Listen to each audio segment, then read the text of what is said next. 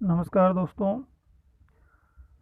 आज कक्षा 12 की भूगोल विषय के प्रथम चैप्टर के बारे में पढ़ते हैं।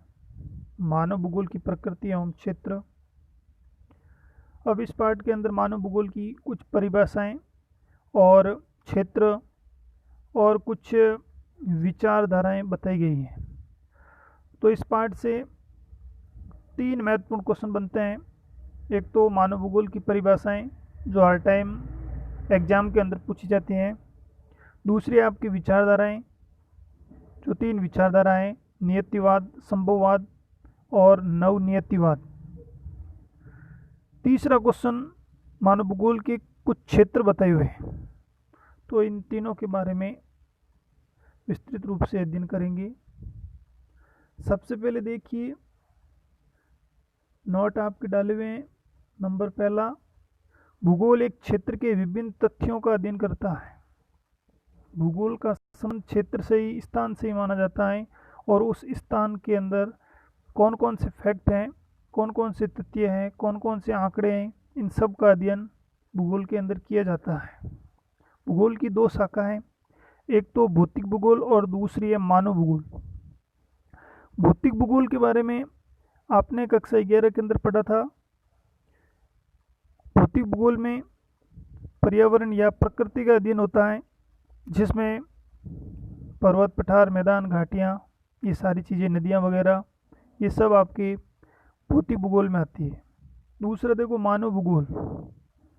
मानव भूगोल के अंदर पर्यावरण के उन तथ्यों का अध्ययन किया जाता है जो मानव से संबंधित हैं। कहने का मतलब ये है कि मानव भूगोल में पर्यावरण और मानव के संबंधों का अध्ययन होता है कि पर्यावरण का मानव के साथ क्या संबंध है, उसका अध्ययन मानव भूगोल के अंदर होता है। और मानव भूगोल का टॉपिक आपकी कक्षा 12 के अंदर दिया हुआ है। मानव भूगोल का जो विकास है वो 18वीं शताब्दी के अंदर माना जाता है। ये चीज़ आपको याद रखनी। उसके बाद में मानव भूगोल की कुछ परिभाषाएं हैं और 100% इसके अंदर से क्वेश्चन पूछा जाता है। एक साल छोड़कर एक साल आपकी ये परिभाषा आती है।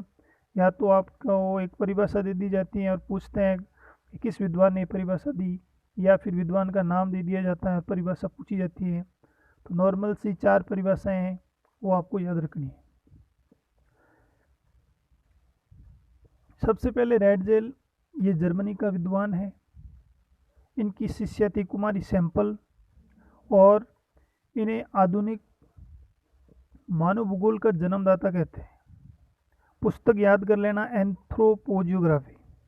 एंथ्रोपोजियोग्राफी, जिसमें राजनीतिक तत्वों का अध्ययन किया जाता है। और पार्थिव एकता पर इन्होंने सबसे अधिक ध्यान दिया। अब ये सारी चीज़ें ज़रूरी नहीं है, आपको केवल एंथ्रोपोजियोग्राफी याद रखनी है, शिष्य का नाम याद रखना है, और आधुनिक मानव भूगोल का जनक या जन्मदाता रैडजेल को माना जाता है। और रैडजेल जर्मनी का विद्वान था। ये चीज़ें हैं। मानव भूगोल में समाज और धरातल के बीच के संबंधों का संश्लेषित अध्ययन करता है। ये चीज़ें आपको याद रखनी, क्योंकि मानव भूगोल में मानव और समाज एवं धरातल, क्योंकि मानव भूगोल में आपने यही पढ़ा था कि पर्यावरण और मानव के बीच के संबंधों का अध्ययन मानव भूगोल में आता है। तो धरातल क्या हो गया, पर्यावरण हो गया, प्रकृति हो गया, और इस प्रकृति का मानव समाज के साथ क्या संबंध है, उस संबंध का जो अध्ययन है वो आपके मानव भूगोल के अंदर होता है। ये रैडजेल ने परिभाषा दी थी। दूसरी परिभाषा सैंपल ने दी है। सैंपल नियतिवाद का समर्थक है। अभी नियतिवाद क्या है, ये चीज़ अपन थोड़ी आगे पढ़ेंगे। नॉर्मल याद रखना आपको, सैंपल नियतिवादी था, रैडजेल की शिष्या मानी जाती है, और ये अमेरिकन भूगोलवेत्ता है। इनकी परिभाषा देखो, चंचल मानव और अस्थायी पृथ्वी दोनों के बीच में क्या रिलेशन है, उसका अध्ययन होता है। चंचल मानव, मानव हमेशा चंचल रहता है, और पृथ्वी कैसी है, अस्थायी है, स्थायी नहीं है, लगातार घूम रही है पश्चिम से पूर्व दिशा में।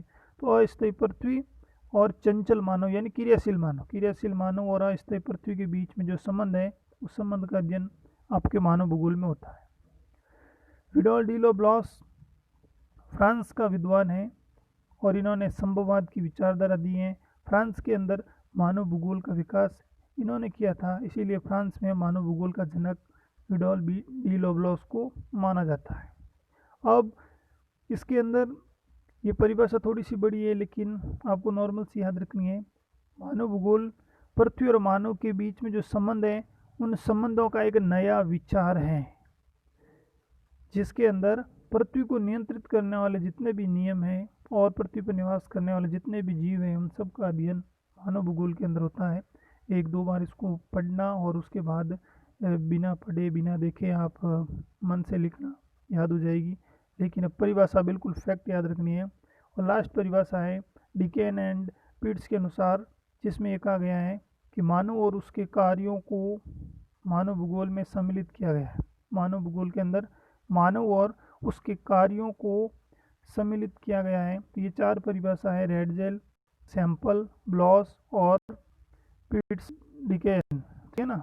चार परिभाषाएं आपको याद रखनी है।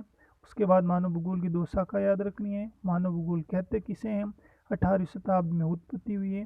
तो यह सारी चीज़ें आप याद कर लेना। अगले वीडियो में अपन नेक्स्ट पैराग्राफ का अध्ययन करेंगे। धन्यवाद।